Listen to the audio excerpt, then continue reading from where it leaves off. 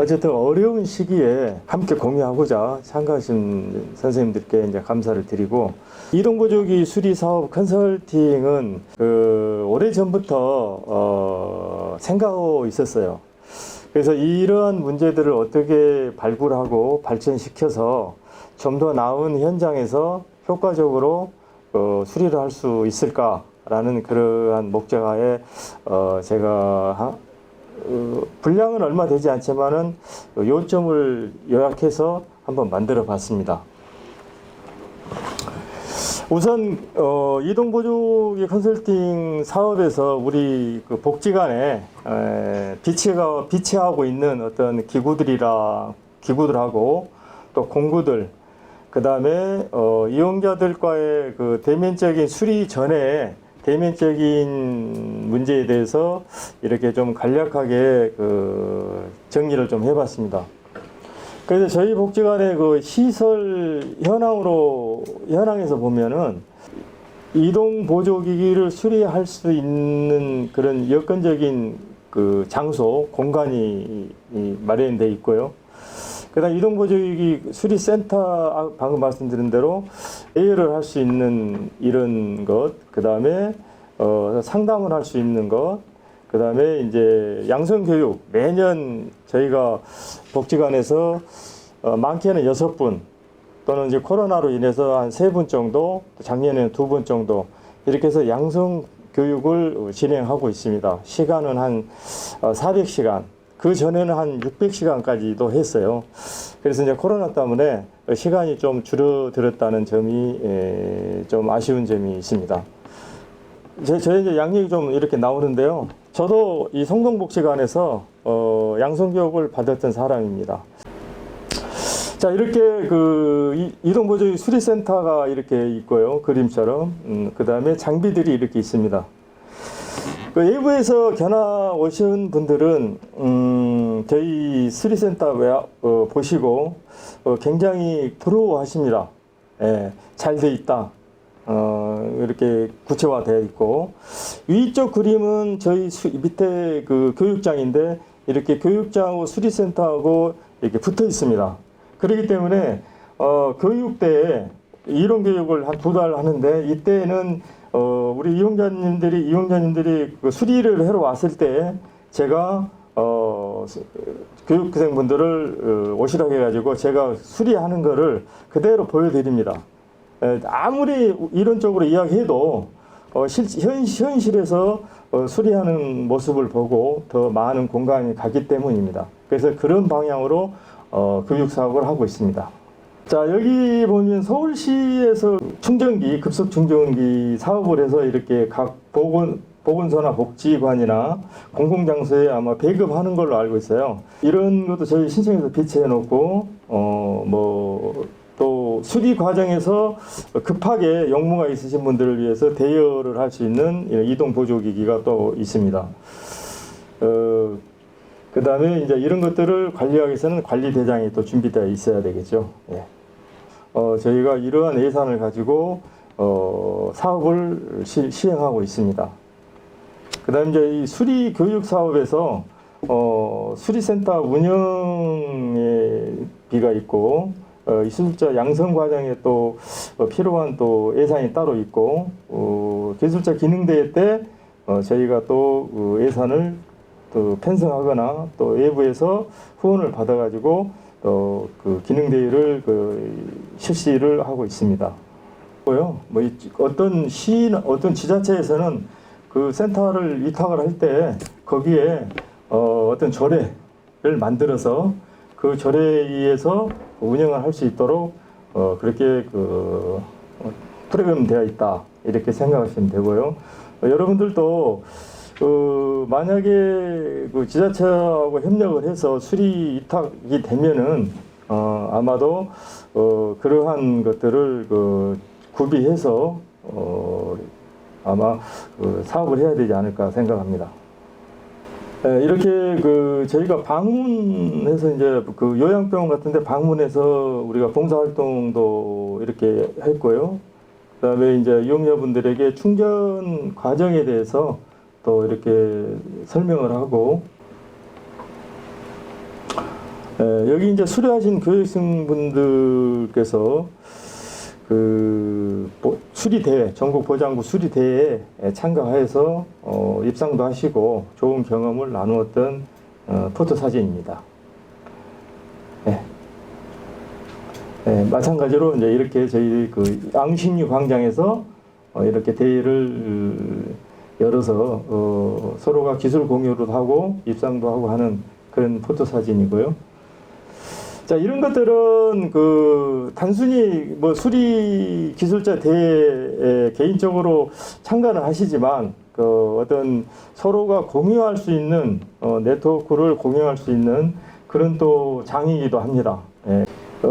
저희 앞서 뭐 말씀드린 내용이고요. 뭐 대여 같은 거나 또 저희가 이제 방문 수리업을 계획을 하고 있어요. 그래서 저희도 올해는 이동 보조기가 어떤 문제가 발생됐을 때 급하게 오지 못하신 분들을 위해서 방문 서비스를 수리 서비스를 할 예정입니다.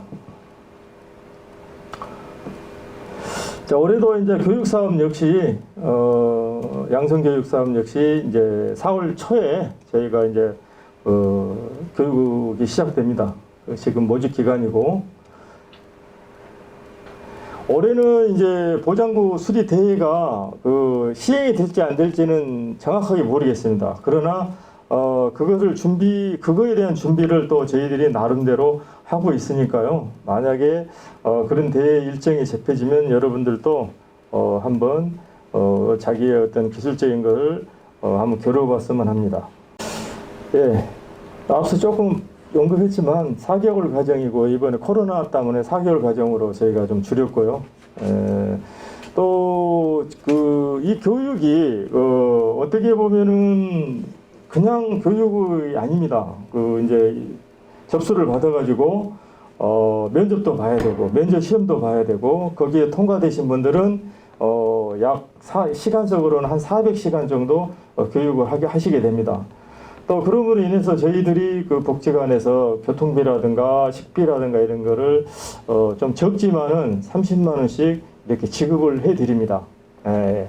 그래서 이런 것들은 시 예산으로 저희가 하는 게 아니고 복지관의 예산을 조금씩 십시일반으로 못 타가지고 교육생 분들에게 이런 금전적인 적지만 제공을 하고요. 그 다음에 이제 저희가 그작년에도 수료식 때 공구라든가 공구화면이라든가 이런 것들을 지급을 했습니다. 최대한 여러분들이 교육을 받고 나가셨을 때 그냥 나가는 수료하는 것이 아니라 그래도 복지관에서는 저희 관장님께서 큰 도움은 안 되지만 미급하지만 이런 거라도 이렇게 선물해서 주면 그분들이 더 용기를 갖지 않느냐 이런 취지에서 이렇게 공구라든가 공구 세트라든가 공구함을 지급을 했습니다. 이 대상이 장애를 가지고 있는 분들에게 우리 성동복지관에서는 희망을 주고 또 할 수 있다는 용기를 주고 그렇기 때문에 대상으로 장애를 가지신 분에게 이 교육을 실시를 하게 되었습니다. 교육 과정에서는 저희가 아까도 말씀드렸지만 2달 동안 이론 교육을 하고 2달 끝나면은 이론 교육을 토대로 실습 교육을 합니다. 이동보조기구는 과거에 처음 우리나라에 이렇게 보급될 때만 해도 첫 이용자분들이 경험이 없습니다. 처음 타기 때문에 또 그 기기도 어떻게 되면 부실했습니다. 그래서故障률이 많고 또 안전사고의 원인이 됐던 건 사실입니다. 그래서 이제 시간이 지날수록 이제 업체의 경쟁이다 보니까 모델들이 자꾸 업그레이드해 나갑니다. 전자적인 회로 그 다음에 여러 가지 기동 동력 장치들, 프레임 이런 것들이 다 업그레이드해 가니까 그러면 거기에 발맞춰서 교육 사업도 해야 되겠죠. 해는 변하는 것은 없어요. 그러나 거기에 변한 게 뭐냐면 DNA입니다. 거기에 함정입니다. 그래서 우리가 다양한 실습 교육에서는 고가의 제품도 뜯어보고 그 고가의 제품에 회로라든가 연동관계는 또 어떻게 된 것인지 그것도 현장에서 실습으로 이렇게 교육을 하고 그렇게 가야 여러분들이 현장에 갔을 때 뭐 기본형만 오는 게 아니잖아요. 어떤 것들은 고가 제품도 오기 때문에 실수가 없이 무난하게 그런 것들을 복구하지 않을까 그런 것들이 중요하다 이렇게 말씀드립니다. 자 이제 여기서부터 이제 제가 그 굉장히 이제 중요한 이야기인데요. 여러분들이 현장에서 내 사업을 하든 IS 센터를 뭐 계획하고 차리든 또 그 IS 센터에서 어떤 지역에 있는 분들을 교육 사업을 하든 간에 거기를 하기 위해서는 기술 정보가 있어야 되겠죠. 내가 이 내용에 대해서 이 이슈를 어떻게 저들에게 정보를 이렇게 알려줄 것인지 이런 기술 정보가 굉장히 중요합니다. 그 다음에 수리 공구가 있어야 되겠죠. 여러분들이 내가 지금 나눠준 내용에 보면 수리 그 공구에 필요한 것들을 제가 다 출력을 해서 미리서 보시라고 드렸는데 기본적인 수리 공구를 갖춰야 됩니다. 그래서 수리 공구 영역에서는 두 가지가 있습니다. 그 사람의 기술 습득력에 따라서 공구를 갖춰야 되고 기술력에 따라서 그 공구가 두 개로 나눠지겠죠. 예, 특수 공구하고 기본 공구로 나눠지게 됩니다. 그래서 이런 공구들을 비치해서 공구를 잘 활용해서 수리를 해야 되기 때문에 이런 기술 정보가 꼭 필요합니다. 그 다음에 이제 기본 부속에서 우리가 이거 항상 비치해야 될 게 뭐냐면 혈액. 병원에서 혈액을 항상 비치해놓지 않으면 수술을 할 수 없듯이 기본 부속도 수리 영역에서는 기본 부속들을 꼭 준비를 해놔야 됩니다. 이런 것들은 상시적으로 문제가 발생할 소지가 거의 있기 때문에 꼭 준비를 해놔야 된다 이렇게 말씀드립니다. 제가 프린트해야 되는 내용에 거기 지금 다 들어가 있습니다. 튜브는 어떤 사이즈, 타이어, 튜브와 같은 사이즈죠. 튜브 타이어는 300에 4다 그러면은 타이어가 300에 4 그러면 튜브도 300에 4. 똑같이 이게 타이어를 예를 들어서 5조면은 5조면 10개죠. 그럼 튜브는 한 20개 정도는 준비해 놔야 되겠죠. 예, 타이어는 마모 상태에 따라서 교환을 하냐 안 하냐 이게 시간적인 개념이 있고 튜브는 어느 날 갑자기 가다가 금속 파편에 찔려서 펑크가 나면 튜브를 교환해 줄 확률이 더 많기 때문에 그런 식으로 부품들을 준비를 해놔야 됩니다. 그 다음에 퓨즈 같은 거, 베어링 같은 거, 배터리, 충전기, 너트, 볼트 이런 것들은 기본적이니까 준비를 해놔야 됩니다. 제품 정보도 중요한데요. 그래서 수리를 하는 사람은 위에서 말한 대로 기술 정보를 토대로 해서 제품에 대한 정보를 그래도 50%는 알고 있어야 되고 거기에 대한 홍보지를 나름대로 출력을 해놓든지 아니면은 박람회나 이런 데 가서 아니면은 대리점에 가서 출력된 그거를 홍보지를 받아오든지 해서 비치를 하고 있어야 됩니다. 그래서 이용자들이 나는 내일 일주일이면 이거 바꿔야 되는데 이거 못 쓰겠다. 그러니 좀 좋은 걸로 추천해 주십시오. 이랬을 때 제품의 정보를 모르고 있으면 그게 그거니까 이렇게 해버리면은 신뢰감이 떨어지고 우리가 하고자 하는 세상을 주도해 나갈 수가 없게 됩니다.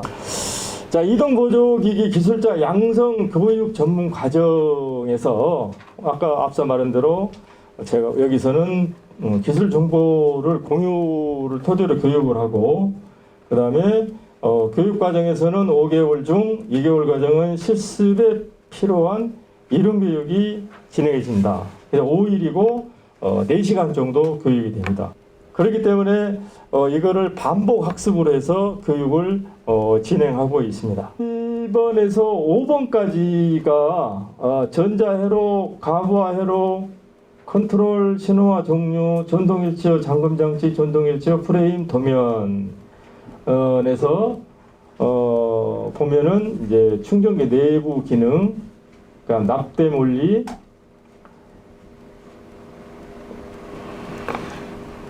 이 30번까지 수동일체까지 30번까지의 이러한 내용을 가지고 교육을 합니다. 그러면 여기서 보면은 이렇게 쭉 가만히 보면요,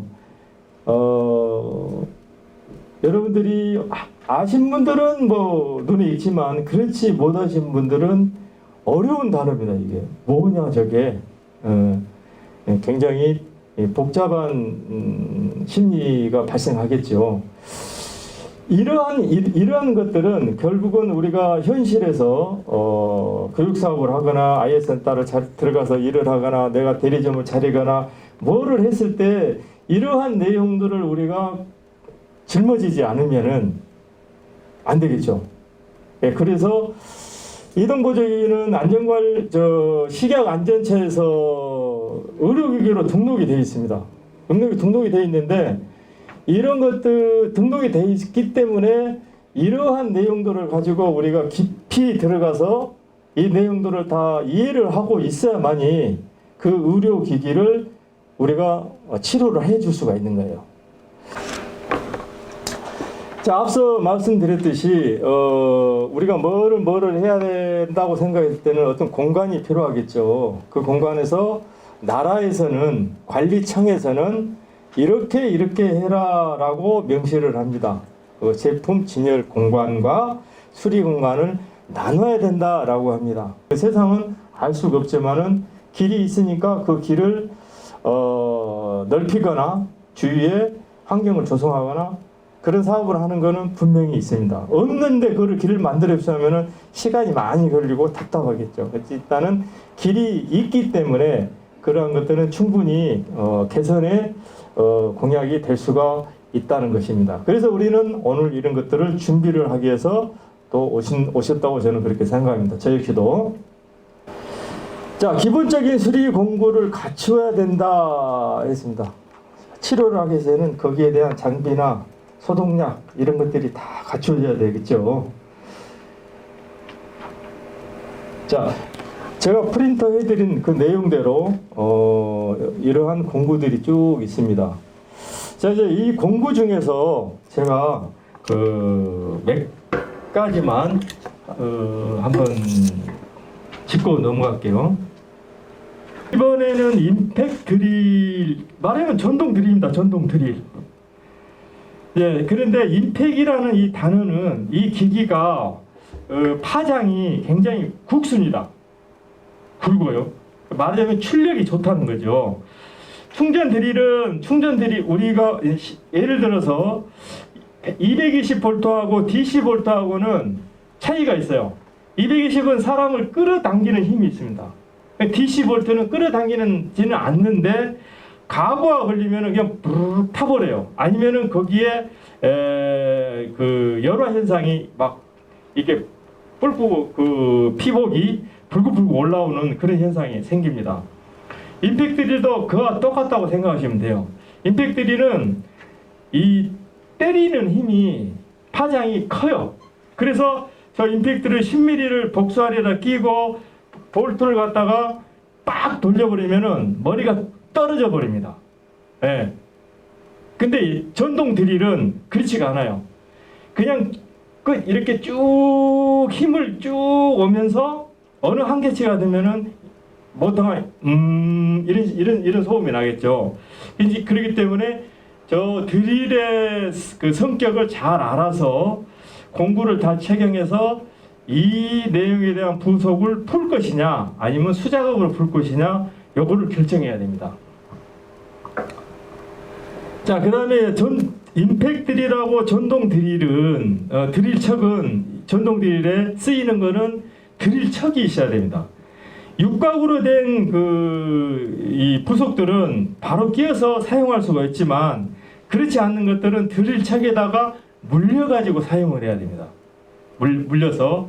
그래서 이 공구도 임팩 드릴 한 개를 사면은 드릴척을 한 개를 삽니다. 25mm까지 물릴 수가 있기 때문에 25mm까지 물릴 수 있는 전동 휠체어나 전동 스쿠터에는 거의 없어요. 없습니다. 그러니까 충분하죠. 저 정도 두 개만 구입해 놓으면은 그러한 것들이 주의할 점이고, 자, 그 다음에 8번의 스패너를 보시면 우리가 주로 많이 쓰는 게 10mm, 13mm, 17mm, 19mm 이걸 제일 많이 씁니다. 나머지는 거의 안 쓰고 그냥 소장품이라시피 그렇게 있어요. 그래서 이런 것들도 많이 쓰는데, 여기 스패너도 있어야 되고 복수 알도 있어야 돼요. 복수 렌치도 있어야 됩니다. 그래서 여기는 미리가 있고 인치가 있기 때문에 그것들을 두 가지를 선택을 해서 구입해 놔야 되고, 그래서 내가 탈거해야 할 부속이 밀인지 인치인지를 알아야 돼요. 그렇지 않고 그냥 갖다 대고 임팩이나 전동드릴로 돌려버리면 여기 보니까 딱 13mm인데 왜 똑같은 13mm인데 안 맞지? 각이 다 날아가 버리겠죠. 이 임팩이나 전동드릴로 돌리면은 드르륵 각이 다 날아가 버립니다. 안 되겠다. 복수로 끼어서 하니까는 이제는 안 되는 거예요. 각이 안 물리기 때문에 복수가 힘을 못 써요. 그냥 헛돌게 되는 거예요. 그래서 복수 렌치나 스패너에서 미리와 인치를, 스패너는 공통적인데 복수나 렌치에서는 이런 미리나 인치가 있는지를 살펴봐서, 아니면 공구상에다 물어봐서 준비를 해 놓는 게 좋습니다. 그래서 그 다음에 10번에 육각 롱비트 세트. 이 롱비트 세트도 임팩에다 물려서 사용하는데요. 여기에도 12mm를 준비해야 돼요. 12mm는 인치이기 때문에 그게 꼭 필요합니다. 그래서 인치에 너트나 볼트를 달고 있는 제품 중에, 제품의 50% 이상을 우리가 정보를 알고 있어야 된다고 그랬듯이, 저것들은 12mm입니다. 인치로 되어 있어요. 13mm도 맞아요. 맞는데 거기에 볼트를 풀림 방지 접착제를 만약에 넣어서 조여놨으면은 진짜 더 안 풀리겠죠. 그럴 때는 우리가 항상, 제가 교육할 때도 누누이 이야기하지만은 수작업을 해야 됩니다. 그래서 이거를 걸어놓고 힘으로 밀어버리면 안 됩니다. 거기 파장을 줘야 돼요. 망치로 공구를 볼트에다 딱 튕겨놓고 손으로 잡고, 공구를 잡고 끝부분을 망치로 탁탁탁 쳐야 돼요. 치면은 거의 100% 다 풀어집니다. 안 풀어진 것도. 자, 그렇게 해갖고도 만약에 안 풀어진다면은 아까 방금 말씀드렸듯이 접착 성분, 풀림방 접착 성분을 거기다 넣어놓고 쪼여놨기 때문에 그래서 안 풀리는 거예요. 그때는 우리가 토치를 이용해서 그쪽 부분에 열을 가해서 접착 성분이 높게끔 해주면 돼요. 높게끔 해주면은 금방 또 풀려집니다. 그래서 이러한 개념들을 알고 내가 그 영역에 접근하느냐, 아니면은 그냥 뭐 이건 이렇게 해서 풀면 되지, 이거 힘으로 풀면 되지, 이랬을 때는 부작용이 분명히 나타난다는 겁니다. 자, 그 다음에 16번에 보시면 별 드라이버 세트, 별 드라이버가 있고, 그 다음에 육각 렌치가 있어요. 근데 이런 것들은 우리가 그 부속을 자세히 안 보면 이게 별인 같기도 하고 육각 같기도 하고 그래요. 홈이 이럴 때 육각이 넣어도 돌아가기는 돌아갑니다. 예, 안 돌아가지 않아요. 돌아가요. 근데 만약에 그게 안 돌아갔을 때 힘을 줘버리면은 모서리 각이 무뎌져서 정령 벨 드라이버를 사용해도 힘들게 된다. 이렇게 되는 거죠. 그래서 유형을 잘 식별해서 이런 공구들을 사용해야 되지 않나 싶습니다. 자, 27번을 말씀드리겠네요. 27번, 28번. 이게 스냅링 플라이어라는 공구가 있습니다. 스냅링 플라이어라는 공구가 있어요. 그래서 모터를 수리하거나 감속기 장치를 수리하거나 이럴 때 저 공구 아니면은 문제를 해결할 수 없는 영역이에요. 그래서 이게 뭐냐면은 이게 외경과 내경이 있습니다. 벌림과 오므림이 있어요. 이 기구가. 그래서 그런 공구들을 잘 비치했다가 선정을 해서 해결을 해야 됩니다. 예. 이게 오므림인데 벌림을 가지고 하면 절대 안 됩니다. 벌림을 오므림으로 해버려도 안 되고, 벌림은 벌림의 공구, 이렇게 넓힘과 조임을 선택을 해서, 공구를 선택해서 수리를 해야 됩니다. 그 다음에 30번에 보시면 이 기압 플러가 있어요. 29번은 베어링 플러고, 모터를 수리하기 위해서는 베어링 플러가 꼭 있어야 됩니다. 그래서 작은 소형이 준비되어 있어야 됩니다. 그래서 모터 수리에서는 전자브레이크 쪽에 그 카플링을 우리가 또 빼내야 되기 때문에 베어링 플러가 분명히 있어야 됩니다. 그런데 이 기압 플러 산발이 소형 또는 중형 한 개가 준비되어야 되는 게 이게 뭐냐면은, 우리가 그 타이어를 교환하기 위해서 뒷바퀴나 앞바퀴 쪽에 축에 휠을 빼내야 되는데 부식이 돼가지고 전혀 안 빠질 때, 이건 뭐 안 빠져. 이럴 때 차체를 올리거나 옆으로 해놓고 공간 타격을 하기 좋으니까 그렇게 하면은 어떻게 하면 나올 수도 있어요. 근데 그거는 굉장히 위험합니다. 안쪽 휠은 철이기 때문에 때리면은 어떻게 변형이 되고, 만약에 그게 휠이 알루미늄으로 앞뒤가 다 길하면은 또 알루미늄은 성질이 강하기 때문에 또 깨질 염려도 있고 변형이 올 수도 있고, 어쨌든 빠지면 되는데 안 빠질 때는 큰 문제가 발생한다. 그럴 때에는 저 기압 플러를 휠 이제 공기를 다 빼면은 휠과 타이어가 유격이 발생합니다. 그래서 거기 세 군데 넣어놓고 드라이브 축 가운데 축에다가 걸어서 돌려서 빼내는 방법이 있습니다. 근데 이 방법도 그렇게 해서 나오면 좋은데, 임팩으로 넣어놓고 17mm나 19mm로 갖다 막 돌리면은 나올 수도 있어요. 안 나올 수도 있고 나올 수 있고. 나오면 다행인데 안 나왔을 때는 수도 정지를 해야 됩니다. 정지. 그래서 여러 가지 방법은 거기서 우리가 시행하려고는 하지만은, 제가 말씀드린 것은 이럴 때는 어떻게 하면 좋냐, 다 공구를 다 이게 철수시키고, 힐 앞쪽에 타이어 이게 앞쪽이죠. 힐 앞쪽에 볼트를 풀어내버리면 됩니다. 19mm나 17mm 너트를 드라이브 축에 고정되어 있는 걸 풀어내고, 힐에 있는 만약에 펑크가 났어도 공기압이 다 있어요. 얼마큼은. 그래도 공기압을 다 뺀 상태에서 휠에 있는 4개의 잠금 볼트나 너트를 풀어내면 그냥 바깥에 있는 힐은 그냥 나와버립니다.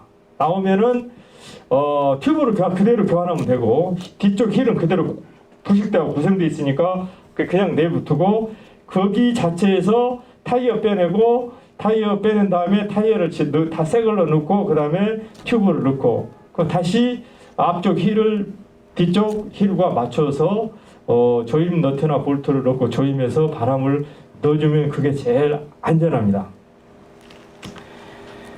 바퀴의 축을 뒤에서 때렸을 때 제일로 상처를 입는 게 감속기입니다. 감속기입니다. 그래서 축을 치면은 그 휠을 뒤에서 치면은 축하고 휠하고 허브하고 부식돼서 붙어있기 때문에 그 울림이 기아 쪽으로 전달되겠죠. 네. 그러면 그 안쪽에 있는 기아가 조금이라도 흔들리거나 변형이 약간만 와도 운행 시에 이쪽 조치 다 했는데 이제 됐습니다. 가시오. 다시 와. 뭐 소리가 나는데요? 뭔 소리가 납니까? 소리 나요. 그 이제 어떤 사람은 기가 좀 불량한 기를 가진 사람은 원래 이 정도면 소리 나요 이래 버리겠죠. 그래서 사전에 이용자하고 이런 상담을 해야 됩니다. 상담. 이 내용이 이렇게 됐으니 이렇게 됐을 때 이런 문제가 발생한다. 오차 범위가 발생한다. 그래도 할 것이냐 말 것이냐. 그럼 그렇게 안 하면 어떻게 해요? 그러면 이대로 타시든가 아니면은 감속기 자체를 바꿔야 됩니다.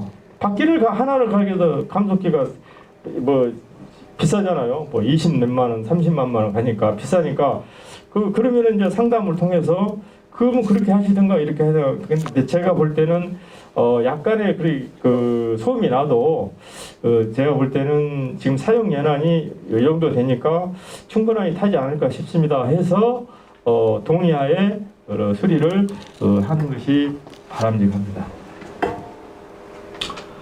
자, 우리가 수리업을 하기 위해서는 이 내용에 대한 공부들도 다 필요하지만 컴프레셔가 준비해야 됩니다. 용량이 뭐 5리터든 3리터가 됐든 뭐 50만 원짜리가 됐든 뭐 10몇만 원짜리가 됐든 컴프레셔가 준비를 해놔야 됩니다. 그래서 컴프레셔가 없으면은 우리가 타이어에 공기압을 넣어줄 수가 없기 때문에요. 또 공기 세척도 할 수 없고 아무것도 할 수 없어요. 그렇기 때문에 꼭 컴프레셔를 준비를 해야 됩니다. 자, 컴프레셔를 준비하게 해놓고 그 다음에 자동 에어 호스 릴이 있어야 되고 뭐 15m에서 한 20m면 충분합니다. 그래서 그걸 끌어다가 뭐 굳이 센터 안에까지 안 돌아도 밖에서 대기했을 때는 그 끌고 나와서 뭔가를 조치할 수 있어야 됩니다.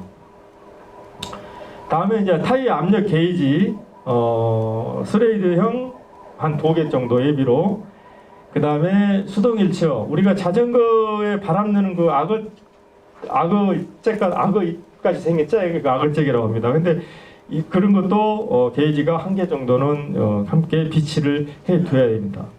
이러한 것들은 우리가 아주 기본이기 때문에 이런 업을 하기 위해서는, 또 교육을 하기 위해서는 이런 것들이 다 갖춰져야만이 원활한 수리를 해결할 수 있습니다. 어떤 자기 사업을 하든 ISN따라 개설할 때 주목이 돼서 내가 거기서 근무하게 되면은 이런 내용들을 다 숙지하고 계셨다가 딱 주문했을 때 이런 것들을 탁탁탁탁 이야기해주고, 수리 기술자는 여러분들이 또 수리 교육을 하고 똑같은 이야기를 하시겠지만 또 더 나은 정보를 또 준비도 하시겠지만, 이러한 문제들에 직면했을 때 잘 전달해야 되고 또 그러한 것들이 분명하다는 것을 인지를 또 시켜야 됩니다.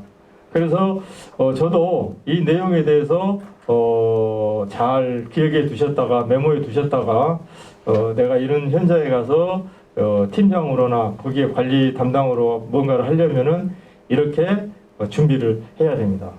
자, 42번에서 종류에 따라서 이제 그 인두기 같은 것들을 이제 구입해야 되고, 납도 우리가 아연납, 뭐 100% 구리납 여러 종류가 있어요.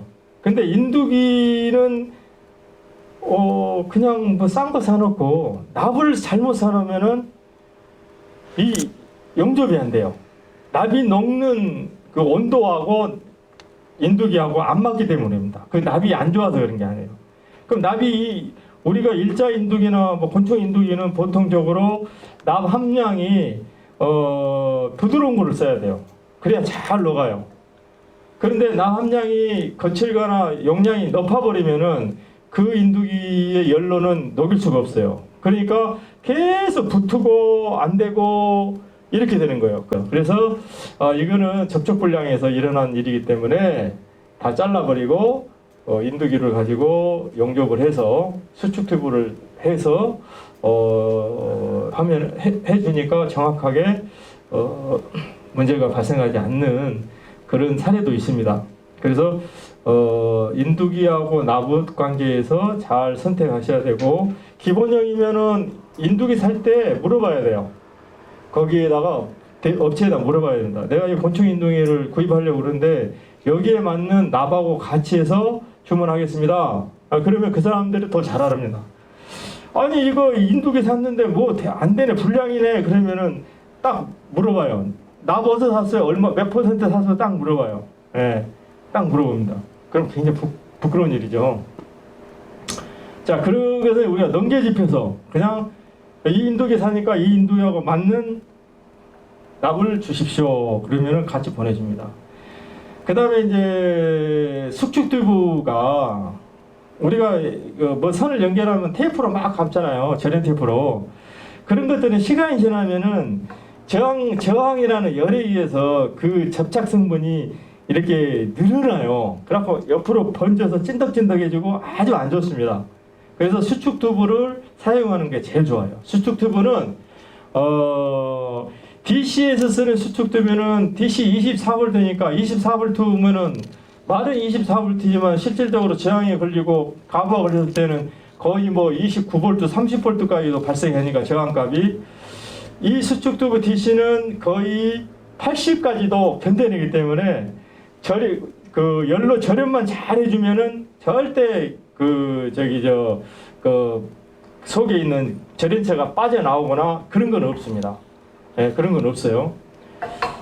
그래서 수축 튜브를 비싸니까 수축 튜브가 비싸요. 그러니까 수축 튜브를 뭐 1.5mm, 뭐 1.0mm, 5.5mm 이런 것들을 2m씩만 사다가 야방품식 해서 한 3cm 간격으로 쭉 잘라놓고, 그 다음에 이제 좀 큰 것들 4.5나 4.5 같은 거, 뭐 이런 거 5.5 같은 거 이런 것들을 또 한 2m씩 사다가 놓으면은 오래도록 쓸 수가 있는 거죠. 자, 여기 뭐 쭉 시간 이거 숫자별로 보면은 이것들은 다 이거 필요합니다. 뭐가 다 필요합니다. 자, 그 다음에 이제 방청 윤활유 WD 이런 것도 분명히 비춰야 되고, 이런 건 이제 소모성이기 때문에 뭐 한 박스로 사는 게 더 싸고 또 여유 있게 쓸 수 있습니다. 그 다음에 이제 그리스. 이 그리스가 사계절용이 있는데요. 요즘 옛날에 같이 이런 게 사계절 중에 건식을 쓰는 게 좋습니다. 건식. 습이 많은 것들은 금방 물러져 버리니까 그 건식을 사용하는 게 좋겠죠. 이런 것들은 이제 그 기아 감속기 쪽에 소리가 나거나 또 감속기에서 기름이 바깥으로 유출되어 있는 게 많이 보이면 그거는 뜯어보면은 구리스가 많이 오염된 걸 알 수가 있어요. 구리스 안에는 섬유질이 많이 찼습니다. 몇 %냐? 구리스가 점도가 높을수록 섬유질이 많이 좋아요. 그러니까 섬유질이 깨지면은 물이 되어 버립니다. 오염이 되죠. 그러니까 그 물이 바켓스 그 사이로 이렇게 계속 빨아들이라고 나오는 겁니다. 아니면 해전자 축을 따라서 모터 안으로 들어가 버리거나 그럴 때는 그리스를 다 제거해 버리고 그리스를 넣어줘야 되기 때문에 건식 그리스를 사용하는 것이 좋습니다. 제가 그 수리 영역에서 수리 습득력에 따라서 공구를 준비한다고 그랬잖아요. 근데 여기 뭐 용접기도 있고 뭐 용접기들이 있는데, 이게 뭐 CO2 용접기나 그 다음에 알곤 용접기나 이런 거 다 필요하죠 뭐. 근데 많이 쓰진 않는데 필요합니다. 그런 거에 해당합니다. 막 많은 건 아닌데 진짜 애매하게 그걸로 해야만 될 상황이 왔을 때 그런 것도 필요한데, 그러려면은 그거를 활용하려면은 그만한 기술 습득력이 있어야 되니까 그런 것들을 따로 기술을 습득력을 해야만이 이런 공구들을 비춰놓을 수가 있어요. 그러니까 그것을 못했을 때는 이거 안 됩니다 할 게 아니고, 내가 수리센터, IA센터 수리센터를 중심으로 30분 이내에 검색을 해봐야 돼요. 알곤 용접 한 대가 어디가 있나 없나. 그러면 거기 가서 알려줘도 되고, 주소를 알려줘도 되고, 아니면은 그렇지도 못하면 내가라도 끌고 가서 용접을 해다가 이용자한테 이렇게 사용할 수 있도록 해야 됩니다. 자, 65번까지는 이제 업장주가 거기 관계자분이 참고해야 될 내용이에요. 이거는 뭐 그 작업자의 그 개선을 위해서 이런 것들은 지급하고 해줘야 된다는 것이고, 자, 고속 71번의 고속 절단기나 이런 것들도 기술 습득력이 있어야 됩니다. 뭔가를 잘라야 되고, 잘라서 거기 부서진 곳을 프레임을 빼내버리고 제도해서 그대로 맞춰서 넣어줄 수가 있어야 돼요. 자, 여기 이 내용은 좀 한번 읽어보시고요. 렌치류에서 이것들이 대상물이 뭐를 하냐, 이렇게 좀 보시고, 그 같은 렌치라도 이런 것들은 어떻게 또 작용하고 있는구나, 이런 것도 한번 읽어보시고, 똑같은 뭐 토크 렌치, 렌치류, 오픈 렌치에서 이런 용어들은 또 어떻게 불리고 있느냐 물어봐야 돼요. 여보세요, 저거 갖고 와, 저거 봐. 이게 아니잖아요. 예. 그거 바로 앞에 있는 거. 뭐 이렇게 하면 안 되잖아요. 예. 그래서 이런 것은 몇 미리의 무슨 공구다. 그걸 갖다 주십시오. 이런 거다. 이런 거를 여러분들이 교육시키고 정보를 활용해야 됩니다. 다음. 네, 마찬가지로 플라이어 종류에서도 그렇고 드라이브 종류도 그렇고 구조는 뭐 저렇게 강철로 된 몸체에 손잡이가 있다. 이런 것들이 공구의 특성이다라는 것을 알고 계셔야 됩니다. 자, 기아플러 배낭 플러는 축이나 실린더에서 부석을 뺄 수 있는 그런데 사용한다. 그래서 이런 것들 다 한번 말씀드렸지만은 피치에 둬야 된다 이런 말씀 드리고요. 다음 장 합시다. 자, 그래서 이제 공구에 대해서 이렇게 쭉 나옵니다. 필요 공구 소재, 예, 이렇게 나옵니다. 그래서 여기 보면은 이제 복수 렌치, 석겟 렌치, 그다음에 비트, 아까 전에 10mm, 13mm, 17mm, 19mm 이거를 주로 사용하고 인치에서는 12mm를 비트에서 사용할 수 있다 말씀드렸어요. 이런 비트 종류들은 프레임의 깊은 곳에서 작업하기에 아주 장점 있는 공구입니다. 다음. 네. 자, 이렇게 3분의 8 뭐 이렇게 분해가 있어요. 분해. 이런 것들을 애우면 좋겠지만 우리가 사용할 수 있는 그 미리가 단순하게 몇 가지 안 되기 때문에 여러분들 현장에서 공구만 비치되어 있으면은 충분히 활용할 수 있다 생각합니다. 다음 하시고. 자, 요거는 이제 아답터라고 그래요. 아답터입니다. 여기에 복수를 여기다가 장착을 해서 이쪽 부분에 전동에다가 물려서 사용할 수 있는 그런 아답터, 이런 것들이 한 개, 두 개씩 있어야 돼요. 그리고 비싸지 않기 때문에 있어야 됩니다. 그러면 나중에 내가 원할 때 바로바로 쓸 수가 있습니다. 자, 스패너에서도 그 기아 렌치하고 붙어 있는 게 있어요. 양구 스패너보다도 이렇게 기아 렌치가 붙어 있는 거를 산 게 작업의 효율성을 더 높여줍니다. 다음 마시고. 자, 앞서 언급했듯이 척이 드릴 척. 저게 25mm까지 물릴 수 있으니까 육각이 없는 이런 복수 렌치나 공구에는 저기에 있는 것들은 그냥 물려도 되지만 저기 끝부분에 육각이 없는 것들은 바로 여기 척에다가 물려서 다양하게 사용할 수가 있습니다. 이게 이제 임팩 드라이버, 아까 설명한 대로 저렇게 앞쪽에다가 물려서 사용하는 겁니다. 또, 자, 전동 드라이버는 제품들이 많이 나오고 있어요. 그래서 내가 원하는 작업량에 따라서 구입해서 사용하시면 됩니다. 자, 그 다음에 드라이버도 소, 중, 대로 구입을 해놔야 됩니다. 자, 그 다음에 시계 드라이버. 이런 시계 드라이버는 우리가 충전기를 점검하고 분해할 때 꼭 필요합니다. 이게, 다음에. 그 다음에 뭐 이런 거 다 아시죠? 아신 분들은. 그 다음에 이제 바이스 크립은 우리가 어떤 물체를 고정하기 위해서는 저게 있어야 됩니다. 그래서 저거를 물려서 저걸로 돌려야만이 힘의 전달이 정확하게 됩니다. 저런 플라이어나 농노주 같은 것들은 똑같은 5%의 힘을 가해서 행위했을 때 그 힘이 다 전달되지 않습니다. 그렇기 때문에 좀 뭐랄까요, 엇박자라고 그럴까요? 돌거나 또는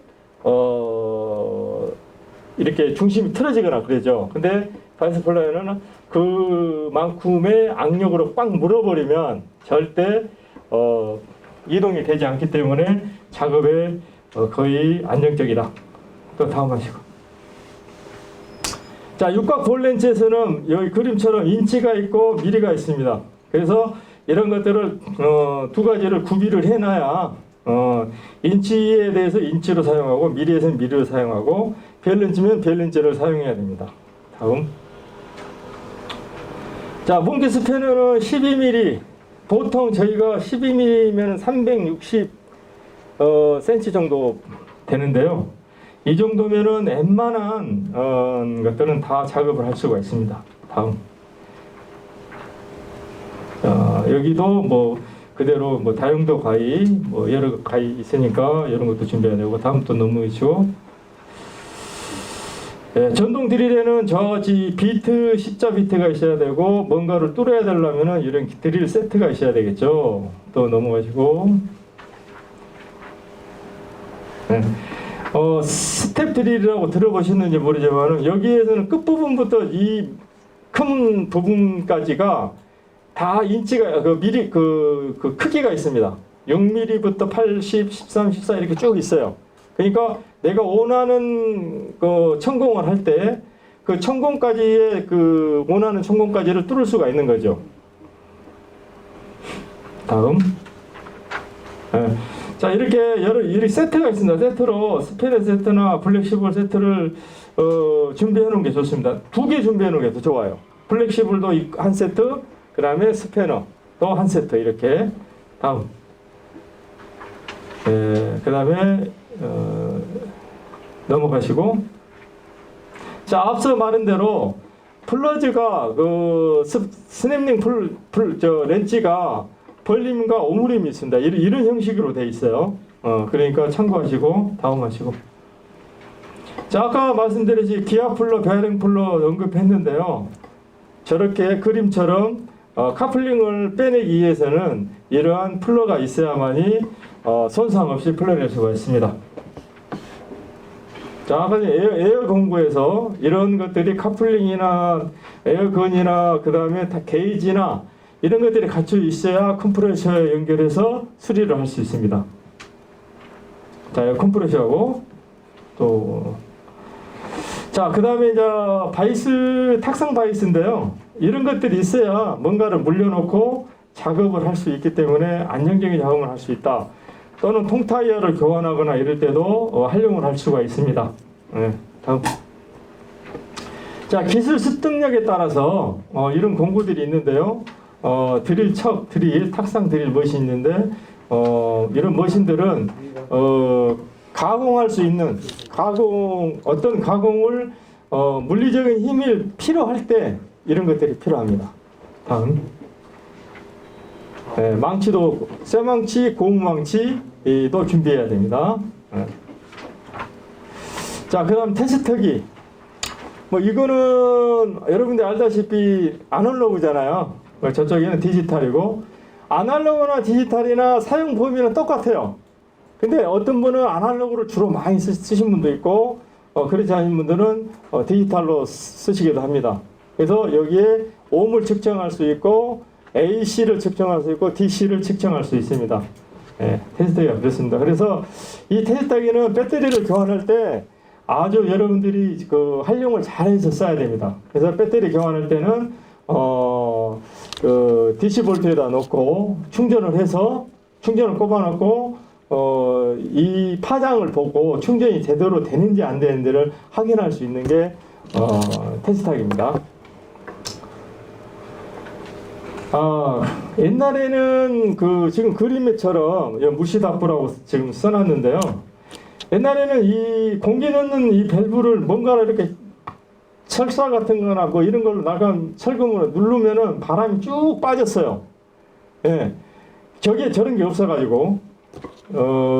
근데 지금은 저런 그 무시다프 렌즈가 있기 때문에 저런 것들은 어디서 구입하냐면은 그 자전거 용품점으로 들어가면 저런 게 팝니다.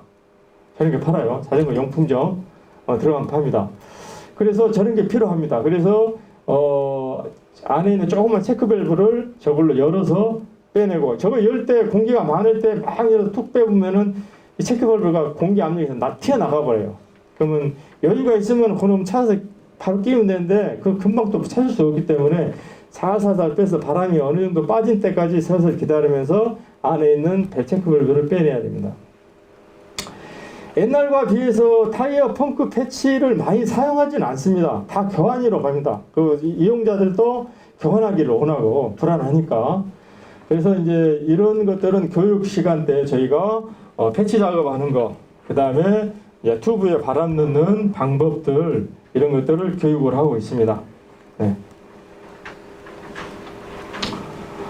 자, 앞서도 언급드렸지만 이 타이어 튜브 구입에 관해서 제가 프린트를 해드렸으니까 아까 서두에 말씀드린 대로 저기요 그 전동일체인데 타이어 몇 개 살라고요. 그러면 그쪽에서 도대체 무슨 타이어를 어떻게 산다는 겁니까? 발주소를 보내주세요. 그래, 발주소. 근데 이거 발주소 저기 모르면은 어떻게 보냅니까? 못 보내죠. 영리를 하시는 사람들은 시간과의 싸움입니다. 시간과의 싸움. 예.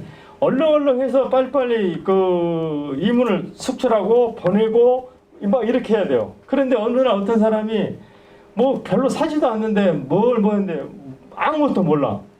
그러니까 그러면 정확하게 알아가지고 주문하세요. 이래버리는 거예요. 그게 현실입니다. 그래서 여기 내용대로 여러분들이 9인치 그럼 뭐냐? 뭐 2.80-3.4가 9인치네. 그럼 여기 어디 가냐면 타이어가 다 저렇게 나와 있어요. 명시돼 있어요. 어떤 거는 저렇게 9인치라고도 나와 있는 것도 있고 어떤 것들은 그냥 아랍의 숫자로만 나와 있는 게 있어요. 그러면 그거 그대로 써서 버립니다. 그래서 이 내용에 대해서 지금 뭐 세밀하게는 안 나오고 그냥 구체적으로만 했지만은 여기에 폭이 넓은 거 있고 좁은 게 있습니다. 그래서 똑같은 4인치라도 9인치라도 폭이 넓은 거 있냐 좁은 거 있느냐 이거를 알려면은 그 타이어가 다 써져 있습니다. 이런 것들을 저희가 양성 교육에서 교육을 하고 있습니다. 그래서 이제 그 바람 내는 타이어가 통 타이어와 같은 사이즈를 조금씩 구비해 놓으면 좋겠죠. 그래서 이제 전동 휠체어, 전동 스쿠터 베어링 구입, 카본 브러쉬 구입. 여러분들이 이제 아시는 분도 알겠지만 카본은 어떤 에너지를 어느 쪽에서 어떻게 전달하는 그런 매체예요. 네, 매체입니다. 그래서 이 브러쉬에도 규격이 다 있습니다.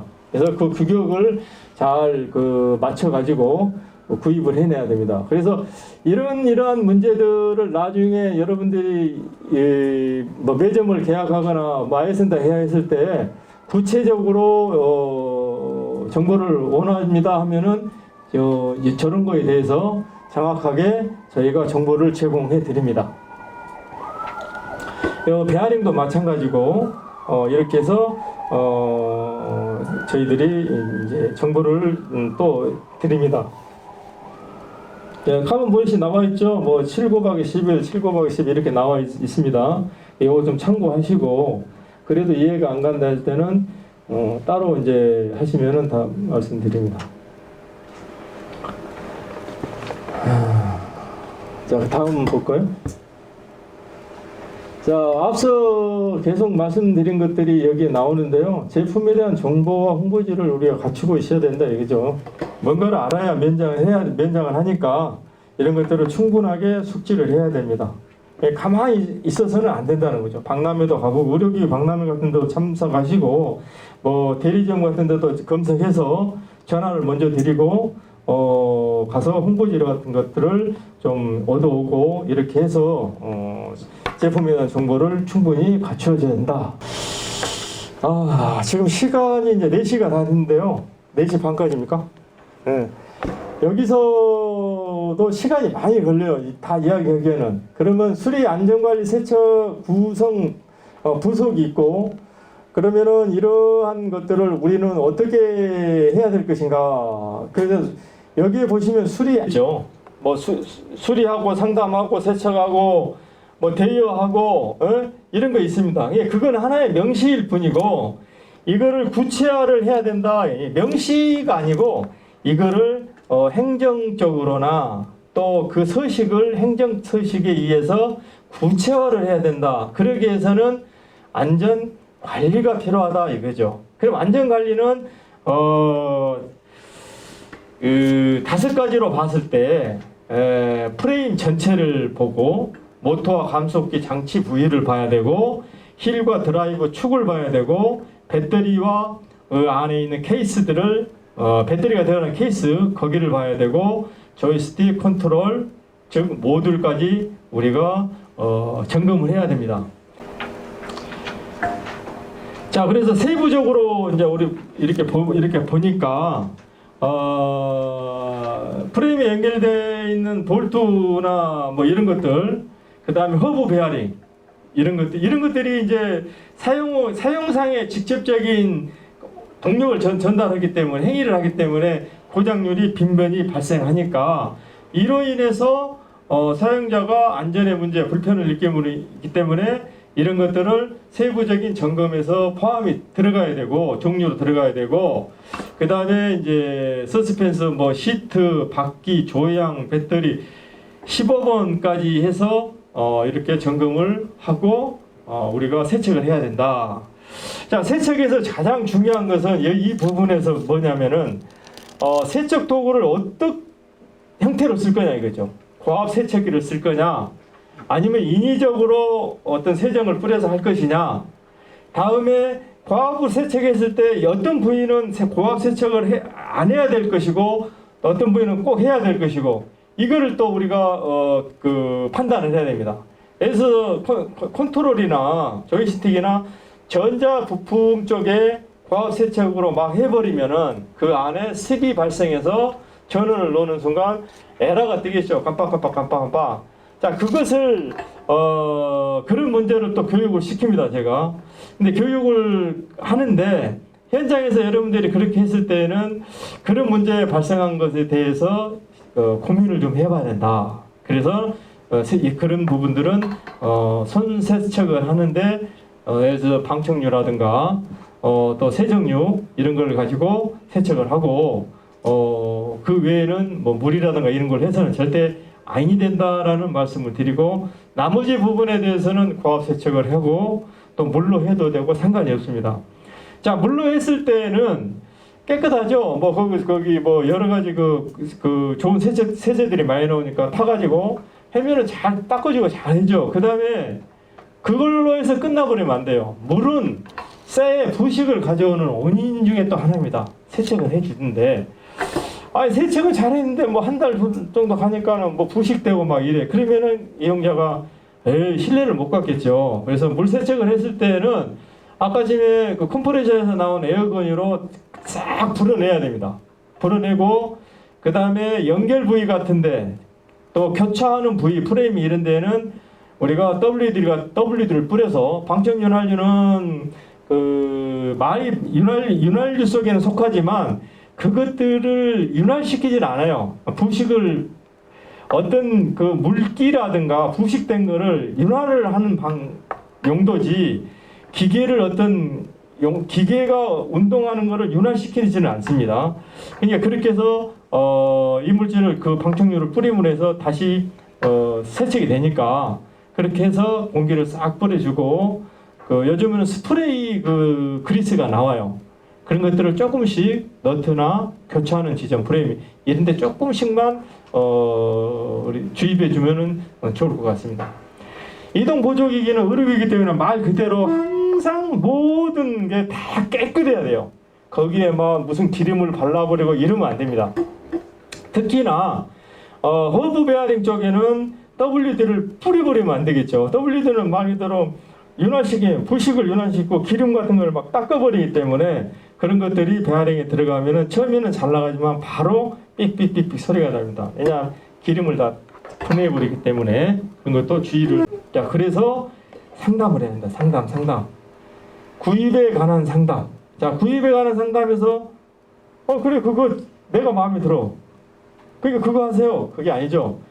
자, 상담은 그 사람의 장애와 그 사람이 살고 있는 환경적인 요소를 좀 고려를 해가지고 이 사람이 뭐 몸이 한쪽으로 기울여져 있다든가 몸무게가 많이 난다든가 뭐 언덕을 경유해서 집을 가야 되는가, 뭐 일을 해, 많이 타고 다녀야 되고.